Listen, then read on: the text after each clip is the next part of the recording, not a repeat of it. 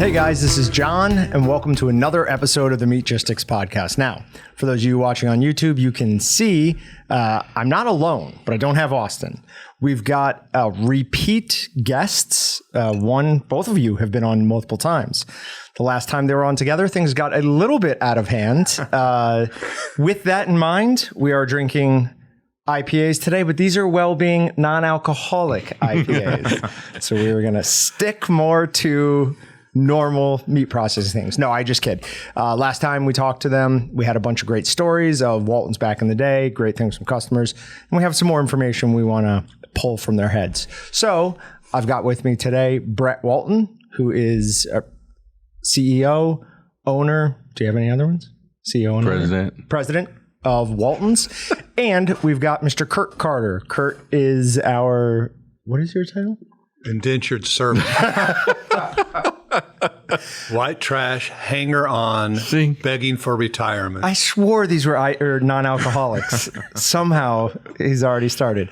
No, I have seen Kurt try to leave in the middle of the day numerous times and get tackled on his way out and shepherded back to his desk. So there might be something there. But we're going to let them start telling stories. Well, actually, maybe a little bit less story, a little bit more what we learned from what you guys have done. Are you like senior account manager? Yeah, I manage the account for seniors. You could tell that title is very important to him. He really cares about it. It's a pure job. Yeah. So let's go back real quick. Kurt, if you did not listen to the first one, the joke was... Shame on you. Kurt came with the company. He was on the shelf. They're going to want to go back and listen now. You've got to go back. Yeah. If the intro I gave to it doesn't interest you, then... still go back and listen. It was an hour and a half to 2 hours of just absolutely a great time. Some hilarious stories. Best on a long drive.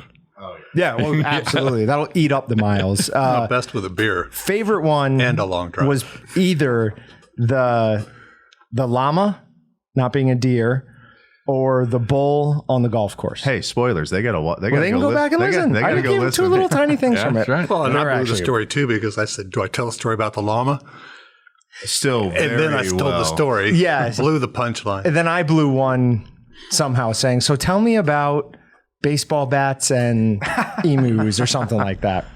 No, emus are the clippers. Yeah, you have to go back to get all of these. They're all worthwhile listening stories, but we kind of cut it off there, and there's definitely more to tell.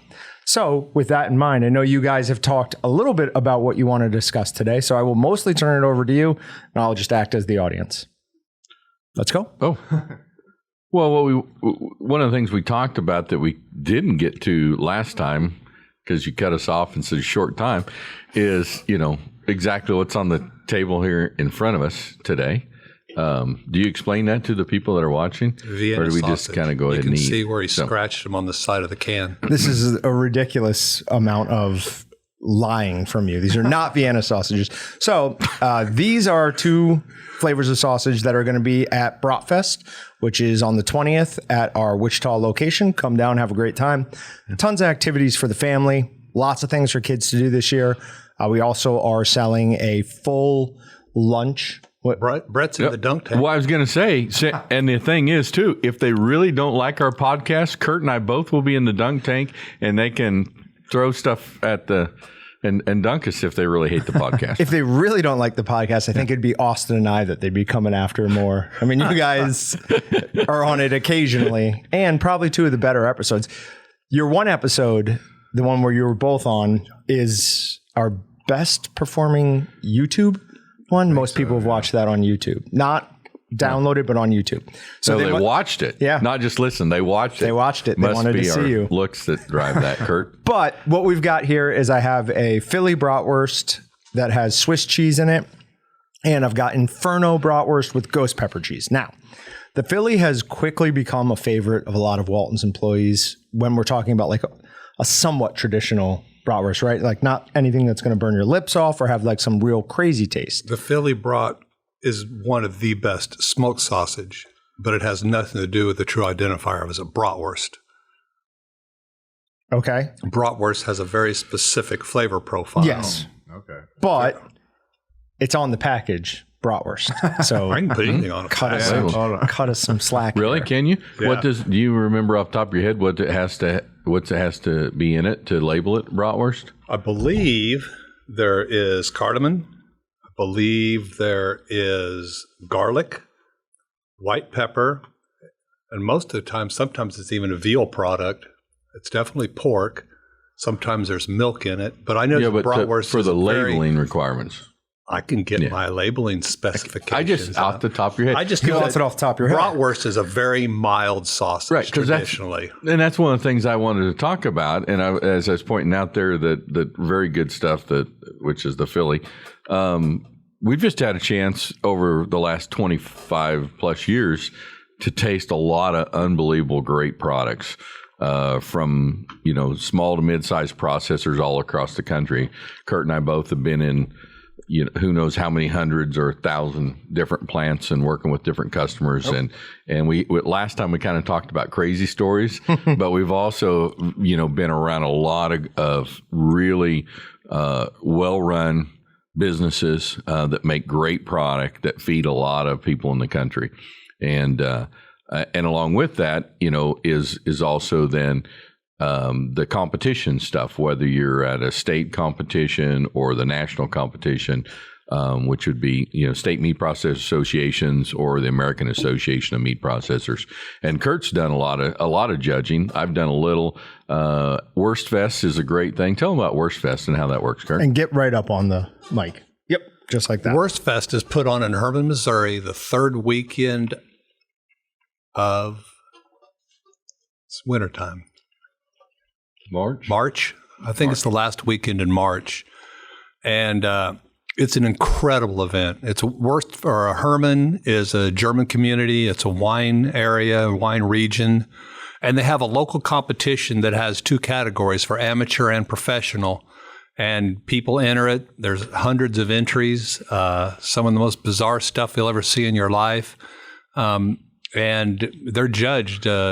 It's a big bragging right for the commercial processors to win the best of show. They get a hand-etched bottle, and it comes with a lot of bragging rights and publicity. But they'll have lines of people standing in line to sample products from all the different vendors. When you judge at Wurstfest, you really have no idea what you're going to judge. I actually judged an octopus. Oh, wait, like an octopus sausage?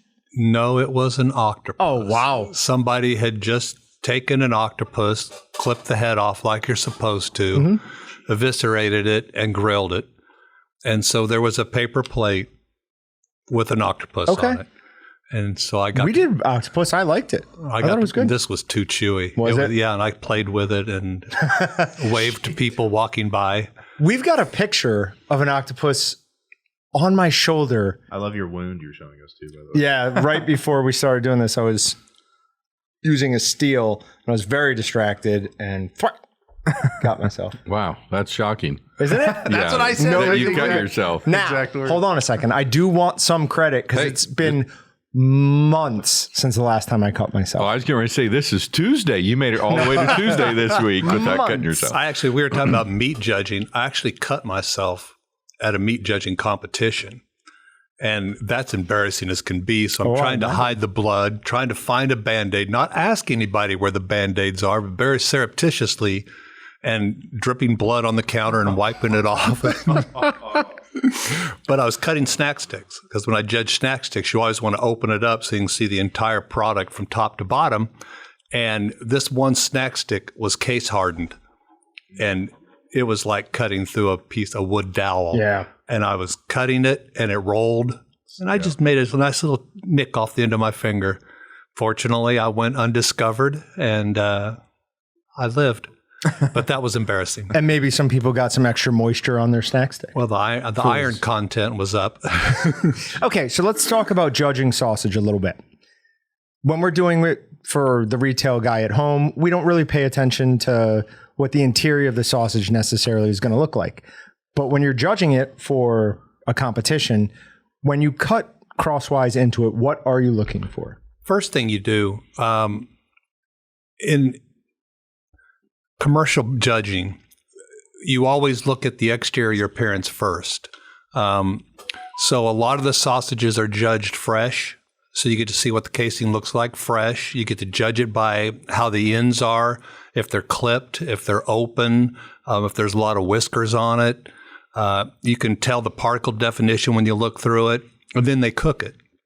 And then when you cook it, you want to look at your particle definition. You want to look for collagen. You want to look for sinew or any connective tissue because you can see that because it'll whiten, it'll harden when you cook it. When you cut it open, you want to see, with a cooked sausage, you want to see just how everything looks.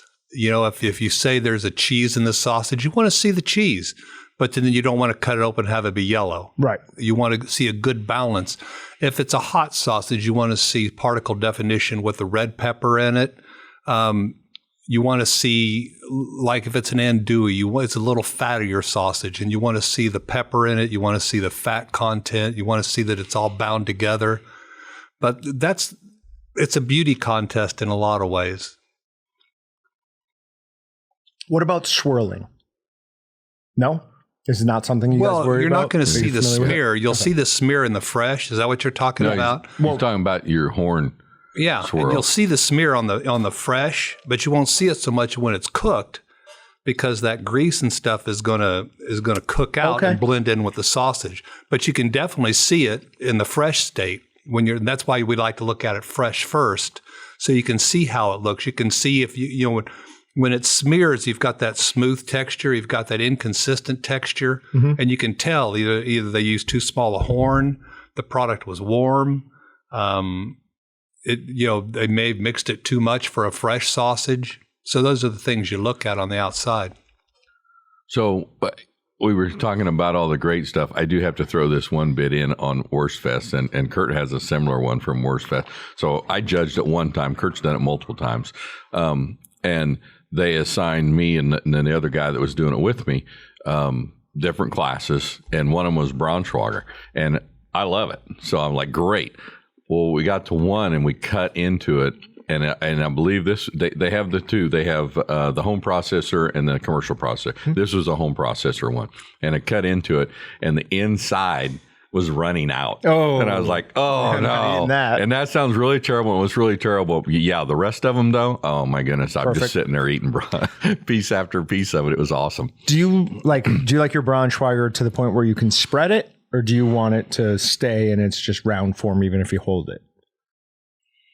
Well, I don't want it too soft. Where See, I live for Braunschweiger. I love Old World sausage. That's why they always throw me in with the blood swassers, the Bratwurst, the head cheese, the Souse. They always put me there because they know that's my life.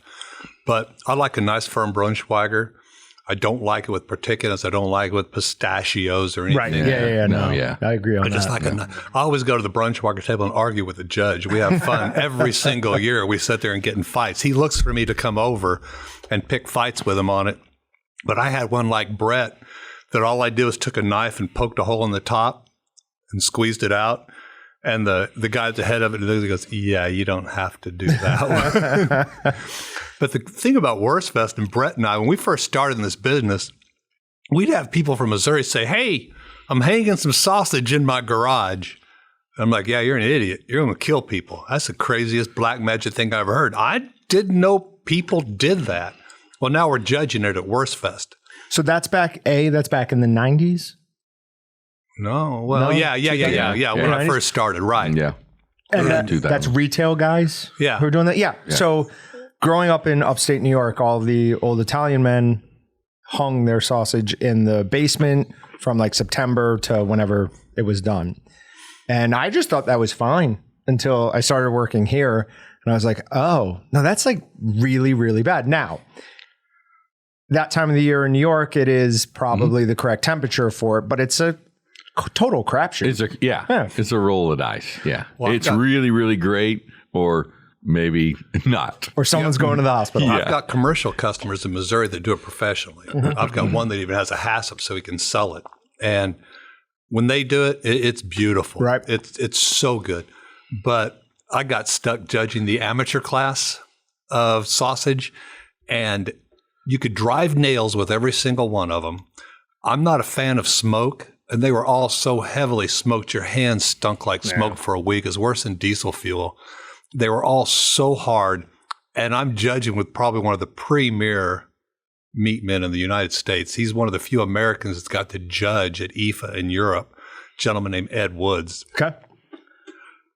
And I'm raking these poor sausages over the coal. And Ed's like, come on, Carter, lighten up. I go, but because I've had the good stuff. Right. And I know with a lot of work, a lot of effort, these guys need corrective criticism so they can make the good stuff. But man, that was one of the most brutal judgings I've ever had to do in my entire life. Now, I am somewhat envious that they're just a state away, but apparently there is something in Missouri that during the months of September, October, November, they have like the perfect humidity and temperature combination that we don't have here, because sometimes I feel like Kansas is cursed.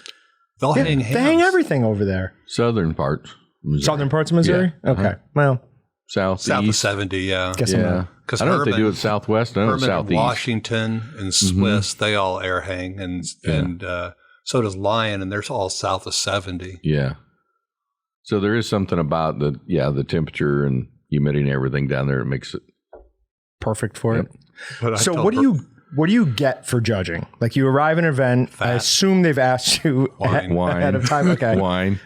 and fatter. So remember, Wine to take home or just there's, wine while there's you're there? vineyards all around there. So what they do is they bring out your choice of bottles of wine if you're going to judge, because you have to cleanse your palate Sure. in between. Yep.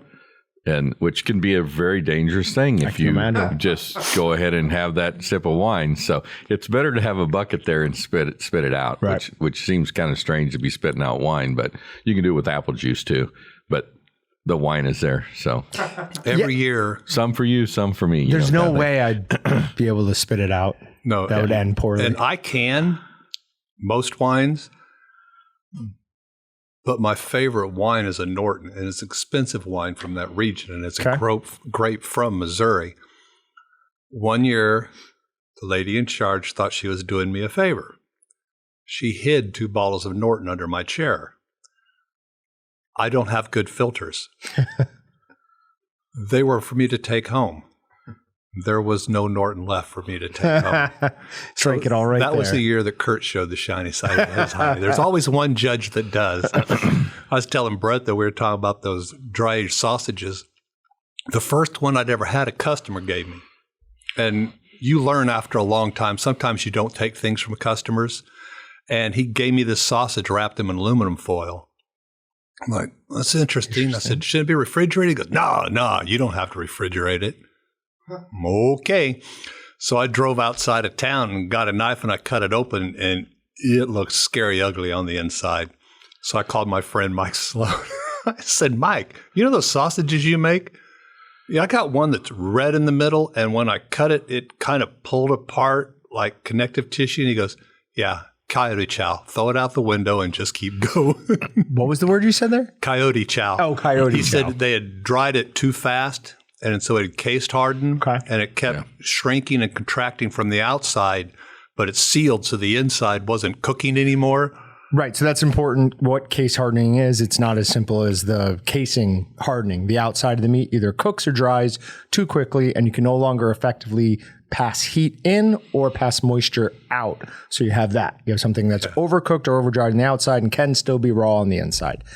So go ahead. Well, I was just going to say, so, not only like Worst Fest, but then the state competitions and I said Kurt's done a lot of judging and stuff, but first we had to experience a lot of those. We had to learn that first. So we've been to a lot of the state association conventions and spent time looking at product, tasting product, asking what's wrong until the point where you know what's wrong, and then you can judge, you can teach what's wrong. But it takes a lot of years of going and looking, going to classes. Every one of the state association conventions, as well as the national convention, all have classes that Kurt and I went to for, like I say, 25 years and to learn about all kinds of different processes and what different ingredients do and what are problems and how to solve them. Burns Flat, Oklahoma. I used to have was that a VOTEC? Would you call that down there? That's what it was. It was a high school vocational school. Oh, they're trying to start that or something like it back up. Really? Yeah. So for years they put on an event down there that processors from around the country would go to, all small processors. And so we would go to that every year. Kurt, I don't know how many years you got in before they stopped it.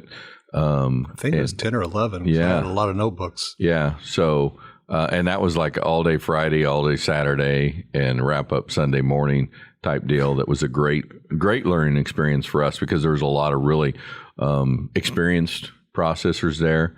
And, a lot of, most of what Kurt and I know, we learned from our customers. Well, what's neat was Iowa State, Dr. Coydray from Iowa State put it on, and a lot of his graduate students who came and helped are now doctors in the industry, running universities. And that's one of the things that really helped me is that I developed a database. And so there's a lot of things I don't know. So someone did call me up and say, hey, this sausage did this. And if I look at my notes and I can't find anything, I can call someone up who's probably made that same mistake and find a solution, find a cure for their problem. And so we do learn a lot, and Brett knows a lot of the same people where we can call them up all the time and say, hey, this did this. And they go, yeah, just do this. And we've done hands-on stuff with customers in their plants before, manufacturing product. We've done stuff here in our test kitchen. You've made a lot of product, and you learn a lot from your mistakes. And sometimes the credo "it all eats" isn't really true. No, that is accurate. I think I've only ever thrown away one thing. Pretty sure that's accurate. So that's Burn Flats, but you, as the owner of Walton's, send at least a certain subset of employees every year to a short course so that we can learn more about sausage making, everything meat processing. Back in the day, were you attending those? Did you used to go to those short courses? I never have. No? I've never attended one of them. You? No, Wow. I'm sure they had them. Yeah, they had them. But we just didn't. Okay. We went to Burns Flat. We went to the state shows. But I don't know why we didn't go. I think maybe I do. It costs a lot of money. Yeah, they're not cheap. It costs a lot of money to go. I've seen the bill. And if you remember this, so back in the day when Kurt and I were learning all this stuff, we were also doing purchasing, answering the phone, cleaning the toilets, all the other things too. There wasn't a lot of other people around here besides us two. So we earned your luxuries. Fair. I probably went over that before, but when we first started, I would go on a road a week, then he would go on the road a week. Both of us couldn't be gone at the same time. We didn't have enough vehicles, and one of us had to be here to answer the phones. And to ship things out. And Pull pull orders and out. stuff. So yeah, for us then to go to a separate class like that. Now we still went to conventions, and a lot of conventions we worked together. And if there was, at the national convention, they maybe have classes, multiple classes at the same time. So we would get together and go, okay, I'm going to this one, you go to that one, and then we'll share notes, next week on what we learned. So we try to get as much information as possible. And now all of our commercial sales guys, which I believe there's 8 now, all of our commercial salesmen, when they go to a convention, they're requested to do the same thing that Kurt and I did all the years, is go to the classes, keep learning.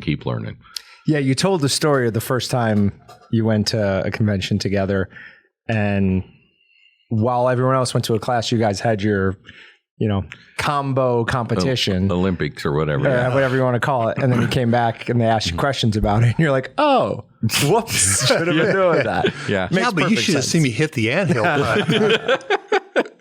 You could learn that information again. You'll never get that memory back if you didn't make it. So. But it's one of the things I preach incessantly to commercial customers is to go to AMP and go to the cured meat competition room. There is so much you can learn by looking at other product, asking questions, the people that made it. The second best thing is inner product. The first year you might get your tail kicked and they might just rip you to shreds. I said, but that's valuable information because they'll give you a score sheet and they'll say, this is what's wrong. Mm-hmm. And what's great is you can go up to the person who won and say, okay, this is what was wrong. How do I fix this? And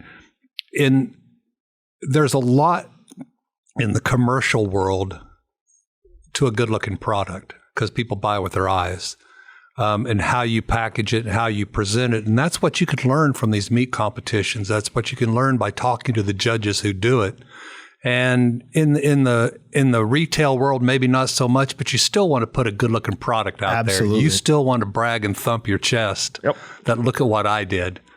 And remember, like the Colorado Wyoming convention, Dr. Means used to do, where at the end of their once they had awarded all the awards for the first place and so forth, then everybody would go into the classroom, and he'd will out the product on these tables, these rolling tables, and he'd be like, "Okay, see this bratwurst here? Whose is this?" And he's like, "This is, John, this is yours. You know what's wrong with this?" I mean, he would like go through the whole thing, and some people, I think, cringed at it, but I was in there going, "This is awesome," because he would tell you exactly what the judges saw and why your product needed to be better. Ron Richards in Montana did it. Oh, he called it "Come to Jesus." Yeah. And I mean, everyone would. They'd come in, and there were actually people that if their product wasn't up there, they'd get it and bring it out just so Ron would beat them up. But yeah, there was a lady up there too before.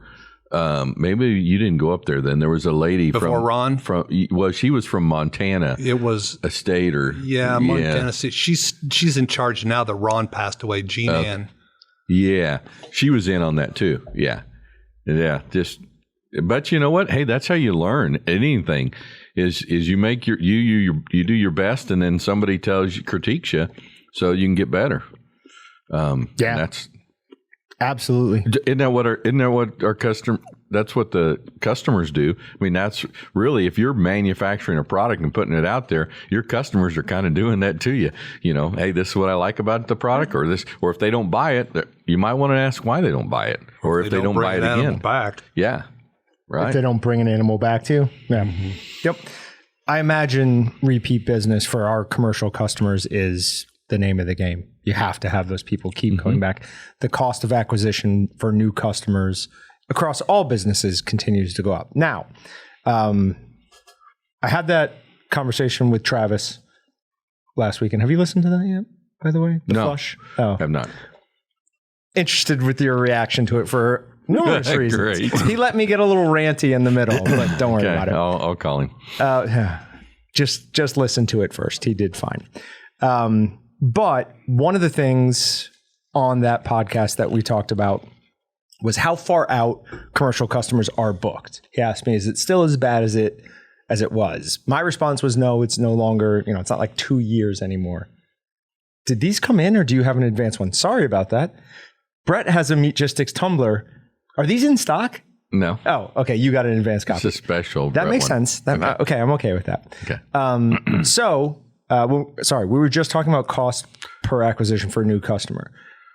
Is there any feeling in the industry where is the time out you have to schedule to get a beef in coming down? So I have an answer for that, but it's just my own. I don't know if Kurt would agree with it or not.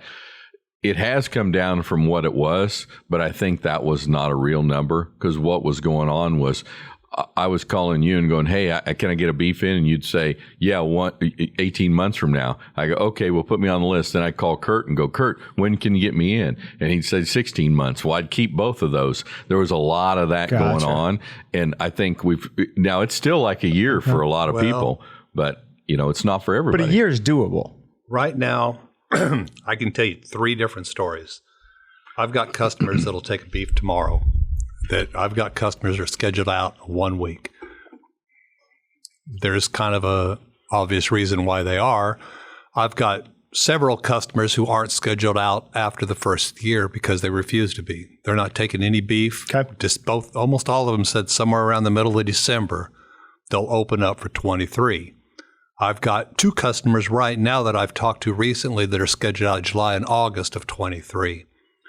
A lot of customers are gun shy for exactly what Brett said. They'll pack a schedule and then some guy goes, "Oh, yeah, I took those 4 hogs in 2 weeks ago." And they won't call and tell people they've done it. Why would they not call and tell them? Because they're just people. Laziness? It's humanity. It's the lowest common I mean, I denominator. understand having doubling up just to make sure if something falls through with this, I have that. But once A has gone through, common courtesy is to call B I think and the say, common hey, courtesy is what you. So those numbers were inflated. Okay. But what percent I don't know, but I know some of it was. So Okay. I think just like our business. I mean, with the amount of increase we had over the last 2 years was crazy. Crazy growth. Yep. But now it's kind of leveled off to what the new normal. It didn't drop back down to pre-COVID. It's the new normal. Yeah. For our industry, which is small to mid-size meat processors across the country. Well, so it's the new normal until the next big thing happens. And Well, there's a things- big thing happening now. with the sell-off. Well, with drought, I got guys in Texas that can't feed cows because there's nothing to feed them. Yep. Buying silage is just way too expensive. So, and then the feed yards bring them in. Well, their feed, they got to truck it in. It's expensive. You got to keep the cattle watered.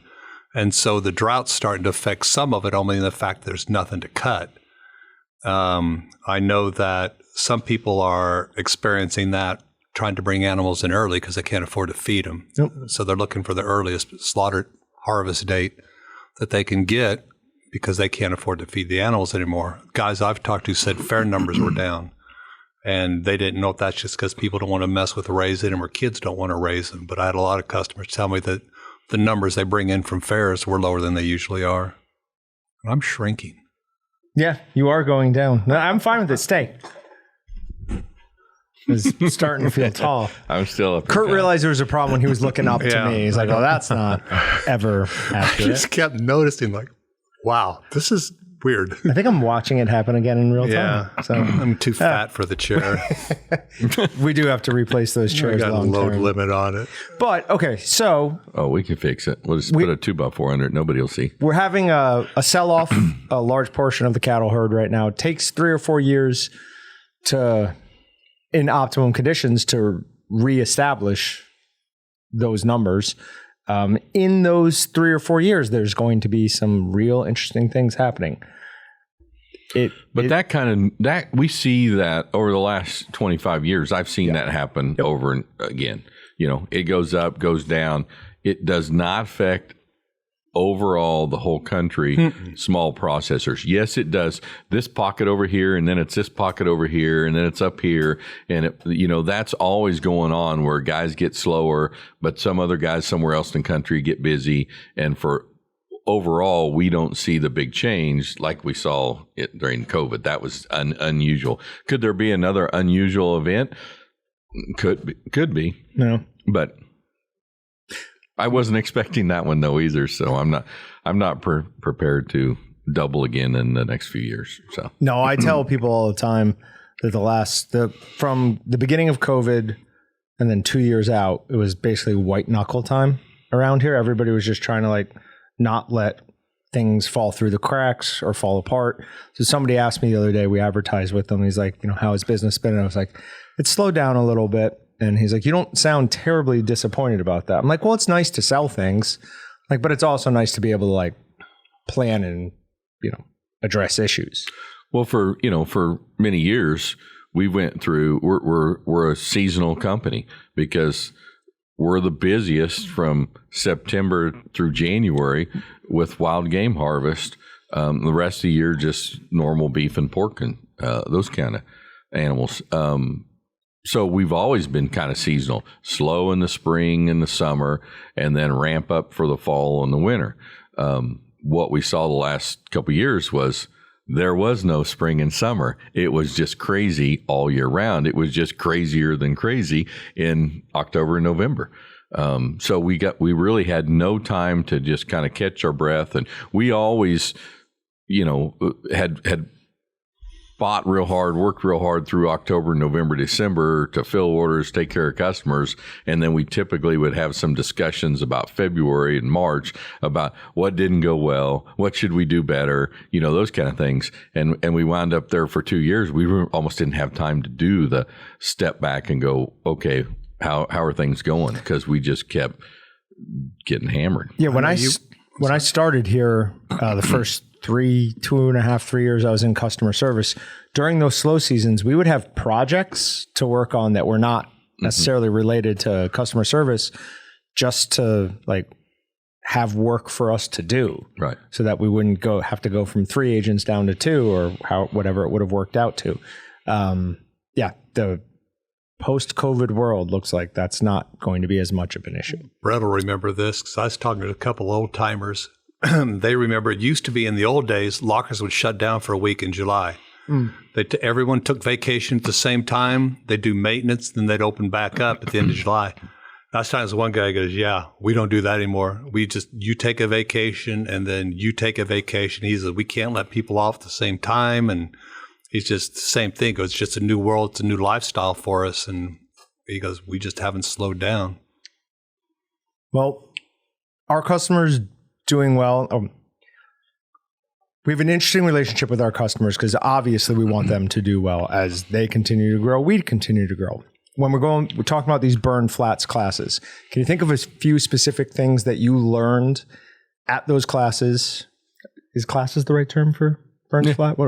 At those classes that were then able to pass on to customers where you remember them being like, that's great information, or I didn't know that? One of the things that I always thought was really cool down there, it was hands-on stuff. They had smokehouses and they had, like our test kitchen type setup. And we did one year with fat content. And I can't remember. I think we made bratwurst. I don't even remember what we made. But we made one with 40% fat and one with like 25% fat and then one at like 10% or something. And then we got to taste them. 40% fat. Oh yeah, that's the best tasting one. But it makes you really realize how much that fat adds to the flavor profile. And the 10% one, nobody wanted to eat that. So people think they want to buy really super lean. No, buy something better. Maybe not 40%, but buy something better. Just don't eat as much because that is, that 10% was too lean and it was not as flavorful as the other. And then we did some stuff down there too with binders. Yeah, that was the coolest one. Yeah, you might explain that better. Well, we were talking about different. We were using soy at the time, and we were making a variety of products. We actually made a ham that was 40% water. We were making different loaves. So we made a roast loaf that was 20% and 30%. And then pork products, they were called hams, but technically they were pork products. They had too much water in them. But we actually made a ham that was 40% water. It's very pale. And what's funny, not long after that class, I was in Binkelmeyer's up in Kansas City, and they had a ham that was 40% water packaged. That they basically are sandwich meat. And that's what they sell them as. It's just something you want to put between a piece of bread with cheese and a tomato. And can you call it with labeling? Can you call it ham if it's 40% water? No, it's a ham-like product. Right. Okay. Well, technically you can't call it ham unless it has ham muscle. But you would use soy protein blend to make a ham? Well, we were just experimenting with binding. How would you get it in there, though? No, it was a chopped and formed. It was a chopped and formed. I'm sorry. Yeah, that's only you can do 40%. Like a lunch meat, like a loaf type thing. Gotcha. That's probably what you'd call it. Yeah, it is a loaf. Yeah. So, and what was great about like Burns Flat, and it's that way too about the state conventions, but certainly Burns Flat, we would have, we'd make this product and then, be in there during the day. Well, then everybody stayed in the same hotel at like a Holiday Inn.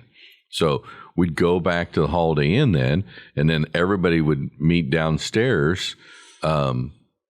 I think we'd have dinner as a group or whatever. And then we'd meet downstairs afterwards. There was a little area down there that people could bring their iced tea down to, and we would sit around and talk tea. and talk about drink non-alcoholic beers. I think they call it the pay zone. It was the pay zone because they had horse races. and we would, but it was so awesome because there's 20 people around, to move chairs around and tables around. There's 20 people sitting in a circle talking about, oh yeah, I made this and this is how it turned out. Don't ever do this. And the 2 or 3 hours we'd sit down there every night was as informative as what we spent in the classroom. And John, you got to imagine this was years before technology. I mean, we had candles and gas stoves, but we were getting notebooks. There was using bar napkins. Yeah. And it was cool because I'll never forget one time they were talking about voids and hams. And this one guy goes, yeah, I always just take my competition hams and put them in my vac machine and draw a vac on them. people were grabbing napkins and scribbling notes down. I remember that was one of the most written down notes. Guys that have been in this business forever were writing that down. And that's just what it was. Guys sitting around drinking out of curd jars and sharing ideas and people making notes on napkins. And sometimes in the morning, guys would be looking at their notes and they go, hey, what was I writing here? But that's where most of the time, that's why I tell people all the time, go to social events and talk to people, because so much knowledge is just when people get casual, they talk to each other. And these people that are in our industry, they're the same people that put up with the crazy crap every day that you do. And so they like to talk. They like to share the stories. And with some exceptions, a lot of these people don't look at each other as competition. Yep. You know, I'm proud of Missouri because those guys truly believe in raising the bar. I mean, they will help anybody because they believe in making Missouri one of the highest levels of quality meat processing. And so they're always doing classes. They're always helping other people out. They may not give grandma's secret formula to somebody, but they'll certainly help them out with processing questions. There was a plant that had a fire, and it was just incredible. Within a day, there were plants saying, hey, I can bring this. I can bring this. You know, what can we do? And there's the camaraderie. It's not just Missouri. Almost all the states have associations that really believe in helping each other out and believe in raising the integrity and quality of products. And they'll do that, but you can't just absorb it through osmosis. You got to go ask. You got to go talk to people. So as far as between the two of you, any idea on how many states you've been to with conventions? I don't. Rough guess? I'd have to think. I don't know. 12, 15. I think that's between the two of you. That's a good solid. Oh, well, but yeah. No, but like Curtis went to Pennsylvania. We've never been to Pennsylvania, but Curtis went, so that counts. Yeah. Well, I know 1 year, several years ago, I think before Dylan got out of college, and I did 8 myself 1 year. And I said, I am never doing that again. That was too many. 8 weekends in the spring. Yeah, that's insane. That's just a lot of traveling. Every weekend I was going somewhere, and sometimes with Kurt, because a lot of times we worked conventions together when there wasn't that many people around here. Brett keeps me out of trouble and gets me out of jail. Yeah. What's the furthest you've ever gone for a state convention? Montana. Oregon. Oh. Washington. Oh, wow. That's Oregon, right. You've done the Northwest one up there. Yeah. That's fairly Montana far for me. Yeah, Fly or drive? Flew. But then I had to drive almost 3 hours from Portland to get to where they had it. John, mine was in Missoula, and I did drive. So. Well, yeah, but you stopped along the way. Did you do it the whole shot in one like we did? No. No, I was by myself. Matter? And I was calling on customers, too. That's fair. And then I spent a week driving around Montana calling on customers afterwards, and then drove back. Yeah, we didn't do that. Yeah. You guys were just driving up and driving back. You missed the rest of the beautiful state driving around. It was really awesome. We definitely did. Mm-hmm. We definitely did. But what we saw was so ridiculously gorgeous. I mean, that held me over for a couple of months, but I need to see either mountains or some lakes that I want to swim in again. There are some. That's just one cool thing about traveling, man. You see some great things. Mm-hmm. Oh, okay. I thought he was going to say there are some mountains in Kansas, and I was going to argue Mountain Sunflower. Yeah. There's the overpass for the highway. There's the lagoon in the back. You know, there's just not. I get mad when I go to other states and it's too hilly. I'm like, this again. Oh my God. How are these people living like this? Well, it's fun to visit like in the mountains, but then I get home and I can actually see again. I like to see. Doesn't matter when you're down on my level, you see the same distance all the time. I imagine from up there. When we lived in Pennsylvania, it's like there's a mountain. And you go either around or over it, there's another mountain. And our whole life was living in valleys because they're just freaking old mountains everywhere. They're pretty, but they got old after a while. Yeah, I can imagine. So one of the things this past year, was this year, I got to go to Iowa State to take a dried sausage short course. So it was a 3 or 4 day, and it was from Dr. Terry Hauser, is the head of the meat lab up there. Dr. Hauser used to be Kansas State meat lab. So it's interesting to see, because I did talk to him about that. there's a rivalry between these colleges, but Jeff Sindelar, who's the head of the Wisconsin Meat Lab, came down and also taught classes at this Iowa State thing. So and both those guys went to Iowa State and were at Burns Flat. That's when we met them. Really? Oh, that was quite a bit of knowledge right there in that room then. Oh, yeah. Or at least what developed into quite a bit they were of young knowledge. then. They didn't know what they know now. Well, they know a ridiculous amount now. Yes, they do. Terry's he's a great speaker, obviously really, really friendly. His one of the more engaging smiles like that I've ever seen is like he just sits there and smiles like this. And it's like, okay, I can talk to this guy.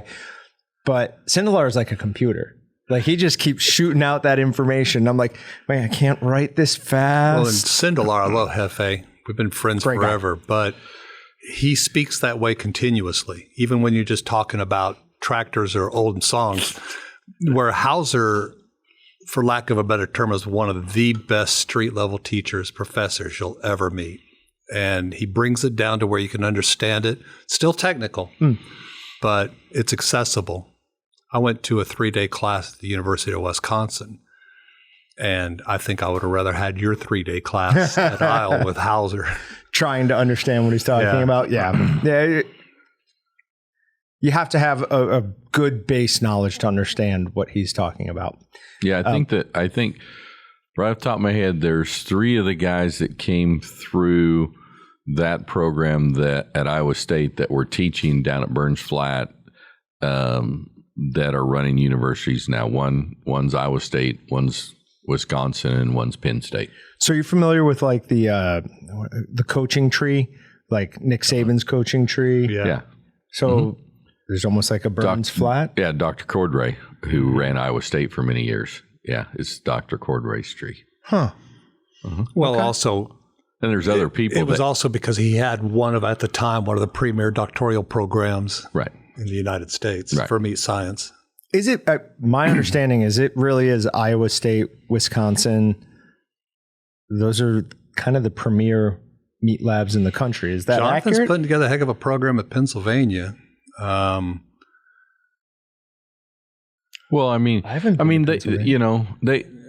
probably are. I mean, they have a lot of name recognition, but I mean, there's a lot of other, K-State, Missouri, Oklahoma State, and there's high schools and junior colleges. There's a couple Christian colleges that have nice meat programs going in. They're actually expanding now. I think it all goes to really the quality of the instructor. Sure. Not absolutely. Carolina's Dr. Who's your friend? From Carolina, North Carolina. Oh, Dane Hansen. Dr. Hansen. And Henson. Oh, he spoke. He spoke here before. Before Henson, Dr. Henson out at California. In California. I mean, there's, that's one thing is people don't think about. There's a lot of universities that have meat science programs. Have you talked to any of these heads of department about what their students are like? Because Dr. Hauser and I talked about that one specific thing about it. 90% of his class are female. Oh. He's like, these are going to be who are going to be running your plants in the next, 15, 20 years. It's like, it's just, don't know what's causing it, but it's an interesting thing. Just kind of made me perk up a little bit. It was like, that could be an interesting change. Yeah. Do you want to talk at all about September? I mean, I was going to say something. Go ahead. Sure. Yeah. Well, only because, we're talking about education, the quality of education. And when Burns Flat shut down, there was a void. And Brett saw that void and wanted to try to recreate that educational opportunity for our customers. So Brett started having what's called the Walton's Open House Educational Session. And 2015 was the first one. Oh, no. It's been more than that, longer ago than that. 13. I got to look at my It was in the old building. Yeah. We've been here 10 years. We actually went over the hotel, sat in the lobby of the... So it would have been before 2012. Okay. But every 2 years, we bring in doctors from across the United States and other people, business people, and have a one-day class for our customers where we try to provide them what we call very relevant, pertinent information. And it's our hope someday that we can create an additional day and try to have a more of a Burns Flat atmosphere. But it's a great education opportunity. We've had a lot of very, very positive feedback. We have a lot of people that come multiple years. So kudos for Brett for taking the initiative and the expense to continue the education of the industry. Do you know who you're having? And if you don't want to say that, what they're going to be speaking on this year? We're having a couple doctors from Corbion coming in talking about listeria, both in the product, in the plant, carcass intervention, plant intervention. A gentleman named Hughes coming in to talk about tax deductions.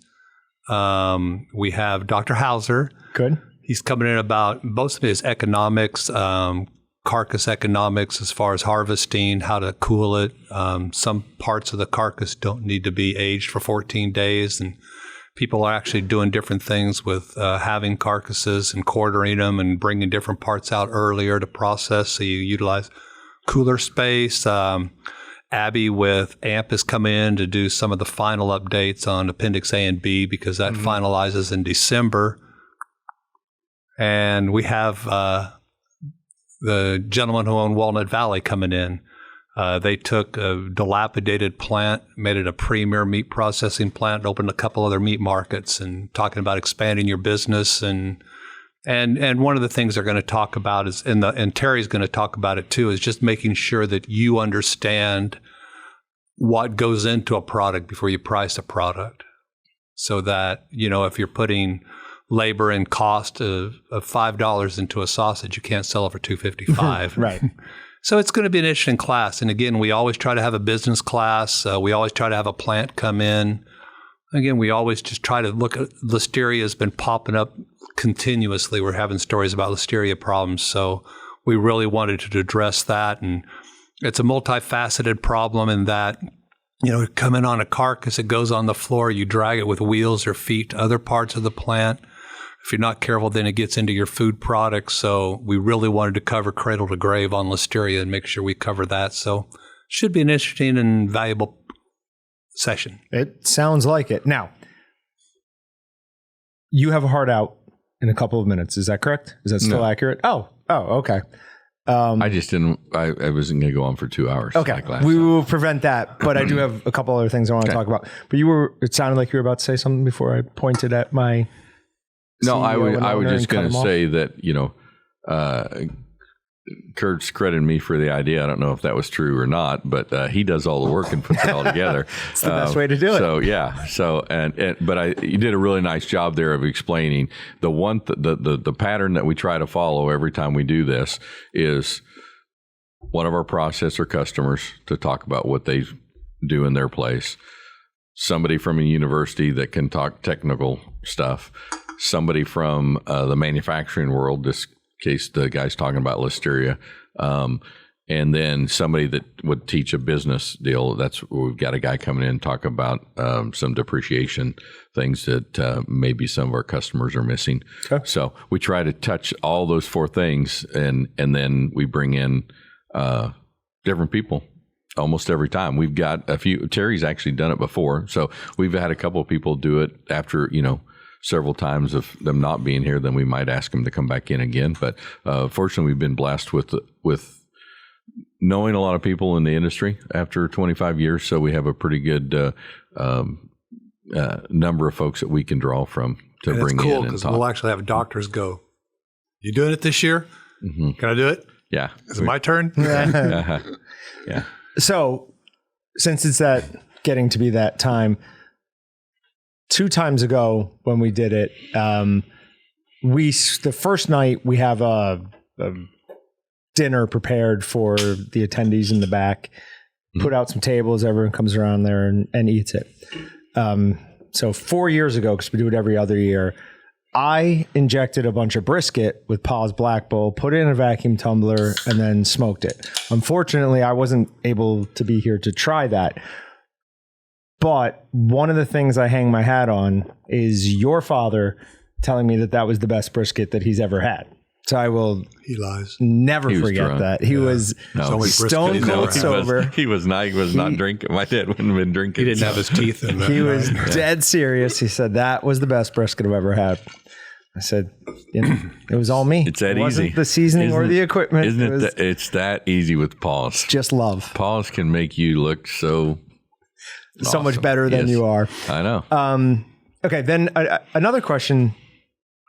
Something that's come up a bunch in the last 6 months or so is this rash of meat processing plant fires.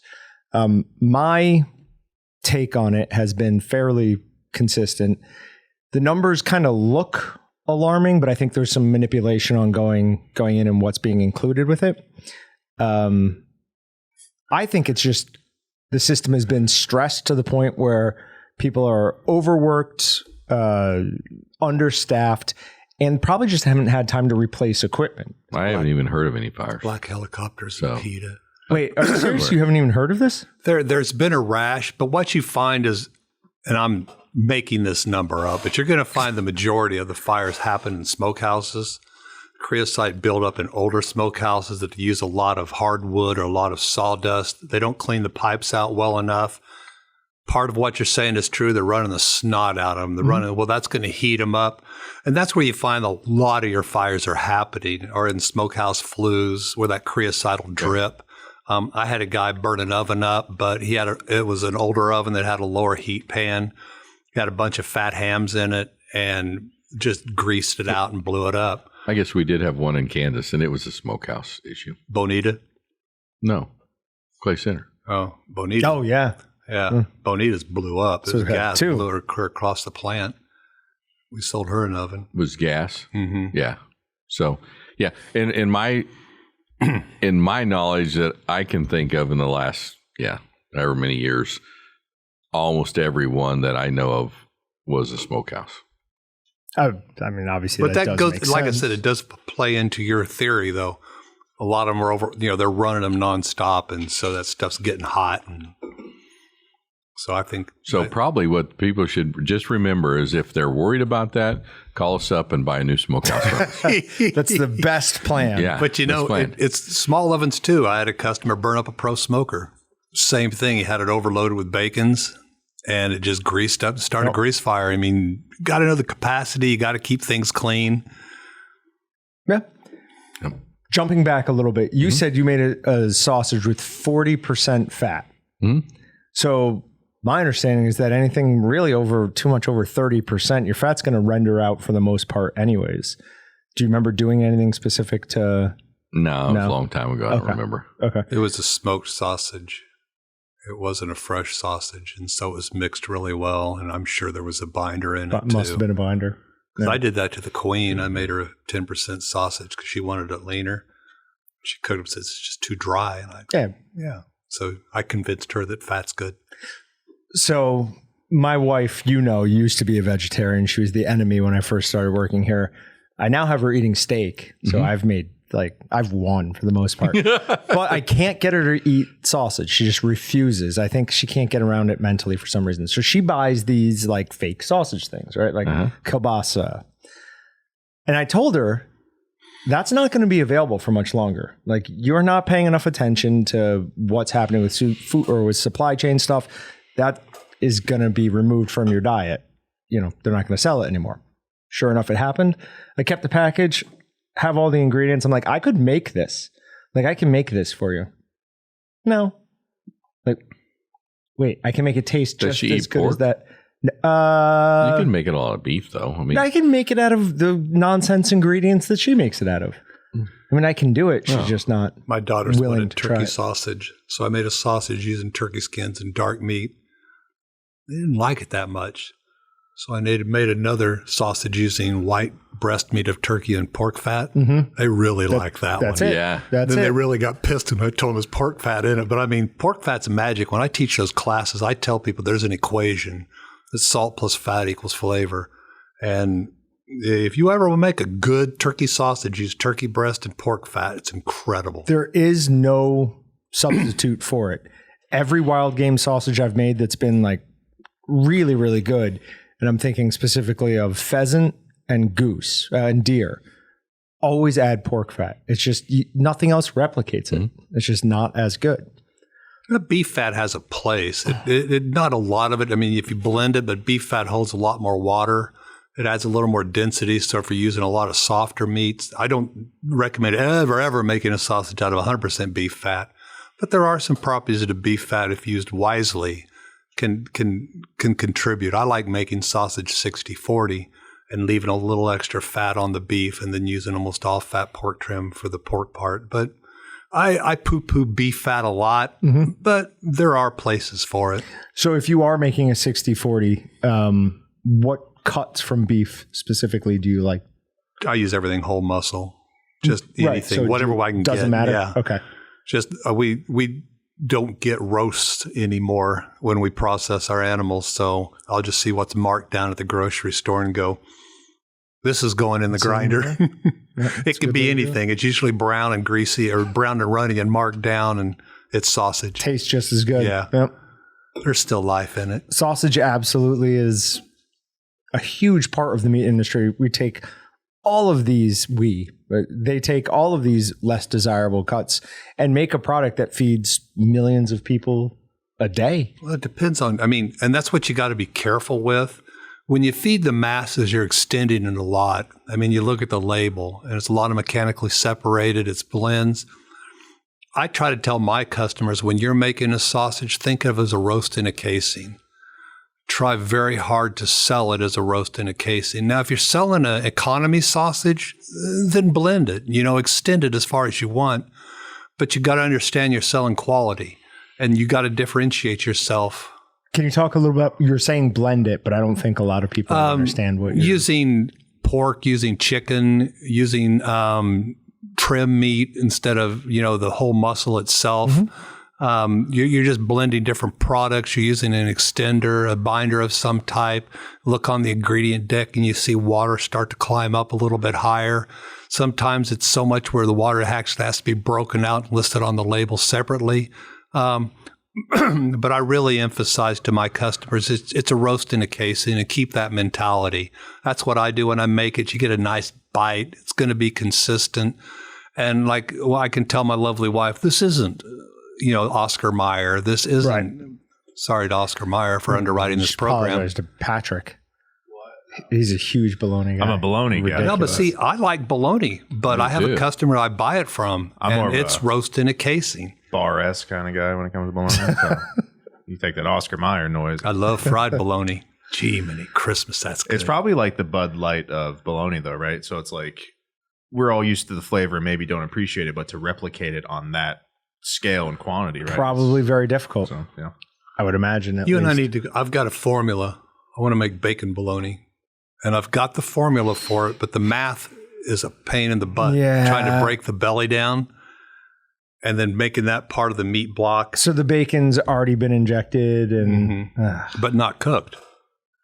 I hate that parts per million. Well, no, I don't care about the nitrates. Oh, you got to you're using the fat content of the bacon. So if your bacon's 70-30 and it's this percentage of this meat block, then taking the math of this meat block and combining it so that your fat content stays about 30. That we can do, no problem. It's the parts per million stuff. Dylan has some spreadsheet. Oh, yeah. That with a spreadsheet, he could not explain to me how to do it. He wrote some formula out on our board over there. It might still be there. And I just went, okay, cool. I think I got it. So I was like, this is never going to penetrate my skull. So I had to use the same spreadsheet. I had customers getting busted by their inspectors. So we had to adjust his formulation to get his parts per million down where they'd pass and let his meat go through. So I know we talked about this last time. Inspectors, some can be a little bit rough to deal with.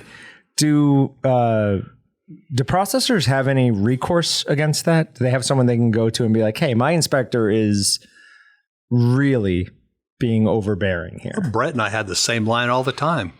If your inspector says something's wrong, say, my brain's this big. Help me out and show me the reg. Now, if they can show you the reg like this inspector did, then you have to figure it out because he was wrong. But if it's something that sounds nitpicky, ask them to show you the regulation. It's a CFR regulation. If they can show it to you, then you have to figure out if you have recourse to it. But a lot of times they can't show you the reg. Okay, so there was we had Pheasantfest earlier this year, which is the big pheasant forever and quail forever. show, and we were handing out samples. Part of that comes with we have to have some paperwork filled out. We have to have a hand washing station, and some inspectors come around. And That's health department, though. Right. I have a point I'm going with here. As they were talking to me, because I was running that, I asked them, I'm like, what would you like us to do? And after it, Brett came up to me and goes, let me give you one tip. He goes, never ask them never say, what do you want me to do? Just stay silent and answer their questions. I was like, yeah, that obviously. So I'm assuming it's the same thing with an inspector. Like, you don't want to go to them saying like, hey, I'm having, this problem. What do you want me to do to fix it? Instead, just answer their questions and address their issues. And customers develop relationships with their inspectors. Our customers develop that relationship, whether it's good or it's bad. Sometimes it's just some people don't get along. I mean, we all don't get along with everybody, and sometimes it just so happens your inspector is the person that has that personality that you clash with. So I've seen that happen, but I've seen other cases where plant operators can go hey, I'm going to do this, and you go with all this, and so that can't happen. It can happen, both ways. I've seen it both ways. Huh. But I just have learned as a small business owner that anytime I'm dealing with somebody that is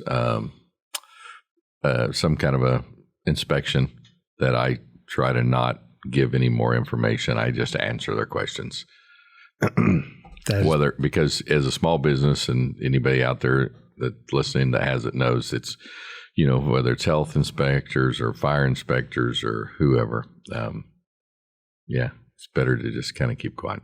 Yeah, and Brett, about once every 6 months, I see him walking around.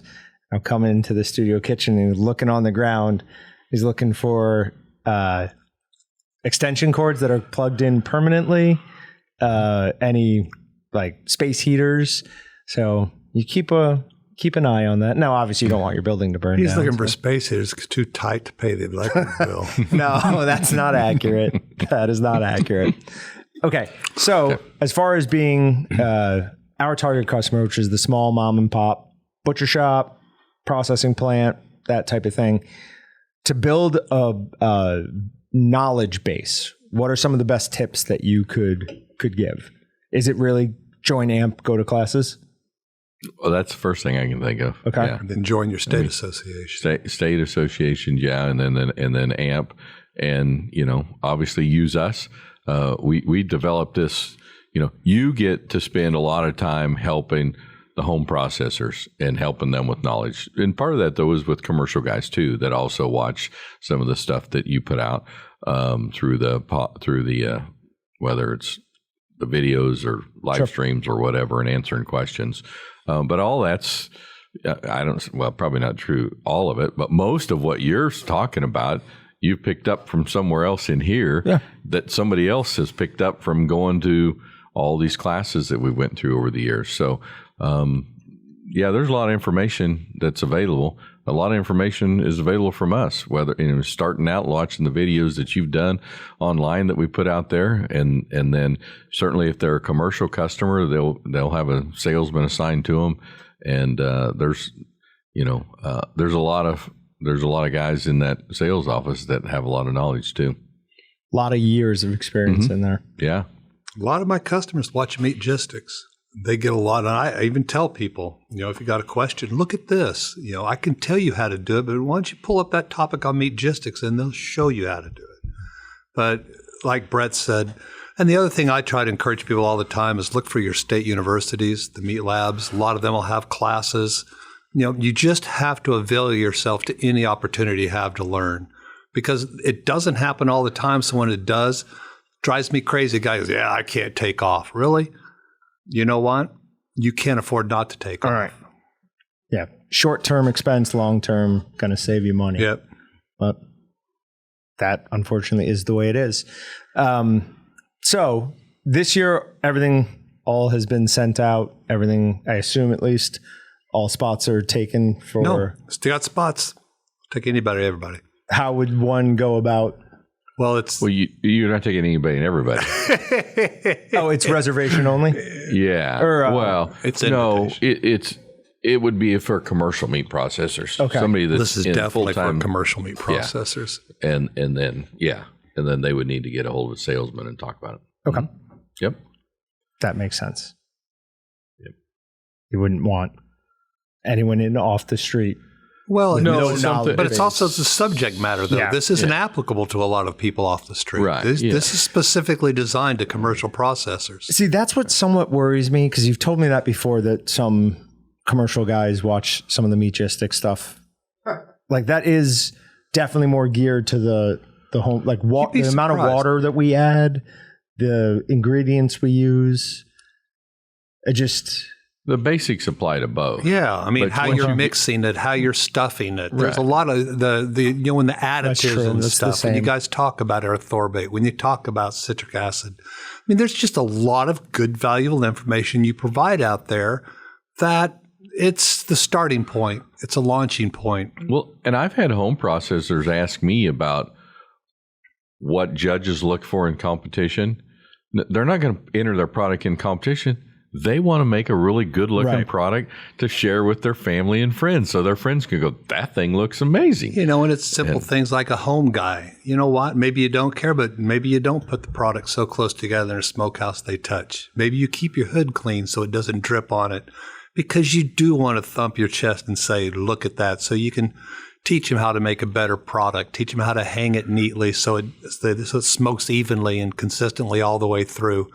You know, it's not a competition, but there's a lot to thump in your chest and saying, look what I did. Absolutely. There's no better feeling than making something awesome, bringing it around to, well, here or at home, and having people say, that's amazing. You know, make me more of that, please. Well, maybe there are better feelings, but that's one of my favorite ones. But I mean, when you're talking competition, it's funny what you look for. I mean, you'll hear the judges talk about it. When it gets right down to it, flavor's a big portion, but they'll look at casings and they'll look at how that staple is, and they'll want that staple dead center. And then how did you trim it off? And is there any meat where you trimmed it off? Mm-hmm. Did you leave the string on it? You know, when it gets down to it, then, you know, once you get past the competition, it's a beauty contest. Yeah. So we went to, my department doesn't normally go to the national convention, but we went when it was in Oklahoma City. Patrick and I did. And one of the things that we were just shocked by was the number of disqualifications.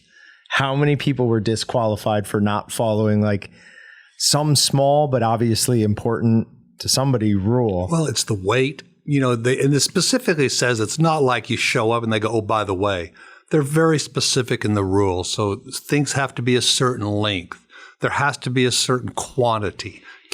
Sausage have to be a certain weight. Mm-hmm. Casings have to be, you know, some competitions say they have to be a clear casing. Right. Some say they have to be a specific type of casing. You can't have a casing with your name on it. That's kind of obvious. Yeah, that makes sense. You know, so, you know, there's certain rules, but they're all very, very clearly written out. And you hear the judges, I mean, they're almost in tears. They're lamenting, guys, I had to disqualify this. Please follow the rules so we don't have to do this next year. Yeah, and I imagine you can't let any of those rules fly, because there's a lot of pride running. Bottom line, one of the funniest ones was the judge goes up and goes, fellas, it's been this way since the dawn of time. Hot links have red casings. Yeah. Okay. It's in the rule. He goes, it's just, you know, he wasn't sad. He was mad because he had to disqualify someone for not having a red casing. But the rules are very specific, how they're thermal processed, you know, what the cooking temperatures are. There's some very explicit rules you have to follow. And how would they know that, though? You write it down. Oh, okay. I mean, that's what's funny. One of the old world sausages, the dry cured, those were disqualified in the past because they weren't thermal processed. And they've actually started, I mean, I remember there was a competition where they disallowed them because they couldn't show that they met critical cooking points. And they're like, are you crazy? This is delicious. But well, if you think about it in those competitions, you know, certainly the state, but absolutely the national convention is a grand champion there. I mean, you just get a plaque. It's not like you get money. But you take that plaque back home, you put in a news release to the local papers, and you put it up in your retail section that, hey, our Philly Bratwurst won grand champion in the National Association. That's a big deal. I can thump my chest and pat my back. One of my brand new customers, I've been working with him, helping him out, entered a bacon in the Missouri State Fair, took grand champion. Really? He said the next day he had a guy call him and said, hey, I saw you won grand champion. I'm bringing in 5 hogs. Like, yeah. So sweet. what's that worth? Yeah. And they haven't even released it yet. He just was at the fair and saw that it won. Knew it. When Yeah. it closes, the fair closes this weekend, they'll have all the publicity go out. And I told him, I said, this guy's brand spanking new. And I'm proud of him. He won a couple other plaques too. And What state? Missouri. Oh, And, yeah. Missouri. So State Fair. that made me feel good that, he asked a lot of questions. He worked hard and he developed the product and won Missouri State Fair. And like Brett said, it's already having benefits, and it will have more because everyone has a press release. AMP has a press release that you can fill out and send out to local papers. And we always tell people, man, as soon as you win, make sure you let them know, and they'll put it out there that everyone wants public interest. There, no names. I'm looking at you specifically for this in case you know this person's name. I heard a story about this most recent AMP and a bacon that was entered and then reclaimed. Do you guys not know this story? Oh. Lay it on us. What is it? Interesting. That was reclaimed? Uh-huh. So somebody submitted bacon, and then at the end of the Cured Meat Championships, my understanding at least is they allow people to come in and That was Missouri. That was Missouri? That's a few years ago. Oh, really? Yeah. Oh, yeah. I thought that was this year. We were standing me and a couple of the doctors were eating dry-aged sausage that Judy O'Downey had brought in and putting it in our pockets and taking it. And a processor came running in and goes, where's the bacons? And they go, yeah, well, the bacons, we can't give those to the food banks, so they're being thrown away. And he goes, I got to find the bacons. That was a custom bacon. Custom bacon. So that maybe we talked about that last time, and that's why it's that fresh in my mind? Yeah. Okay. I think so. Okay. That's interesting. All right. Do you have anything else you want to cover? No, I think that's it. We better cut us off. Yeah. I'm actually behaving myself today. Listen, I hate IPAs, but that wasn't bad. No, man. I think the hot from the Inferno Brat and the Ghost Pepper, this was nice to cut that. So I think that's why I enjoyed it. Yeah. Normally I would hate it. Too bad no one will hear what you said because I'm going to bleep that out. So John said he hates IPAs. So. The world's not supposed to know that? Yeah, No, the world knows that I hate IPAs. That and the fact that he likes sours, I bleep that out too. The fact that he likes sours, Yeah, right. I'm going to find this beer and bring it in for you one of these days. It is absolutely amazing. Best sour I've ever had. Anyways, we'll talk about that later. I'll drink a blood orange IPA. That's kind of a sour. Not really. No, It counts. it's not. It's not. I think the reason both of you wanted to drink NAs is because you're trying to slim down for the dunk tank on Saturday. It's too late for that, John. Yeah. It's not. Just dehydrate yourself. not Not a- crazy. There's not a That's whole what I'm lot of doing. weight going to be gone between now and Saturday. Drinking nothing but cranberry juice between now and then. Okay. If you made it this far with us, thanks for watching. Thank you. Remember to like, comment, and subscribe. Visit waltons.com and meatgistics.com for everything but the meat. Leave us a review. It really does help. Thank you, guys. You're welcome. Thanks for having us. Great It was job. fun. Jen. Pleasure. It Thanks for is the sausage and the always beer. fun. Oh, real quick on that sausage, I sous vide it first and then just real quick hit it on a really, really hot grill. That seems to be a good way to do it. It worked good. Good sausage. I like it. Cool. Thanks. Thanks, Pat. Thank you. Thanks for checking out the Meatgistics podcast. To shop everything but the meat, head on over to waltonsinc.com. And to get your meat processing questions answered by experts and enthusiasts alike, head on over to our online community at meatgistics.com. Waltons, everything but the meat.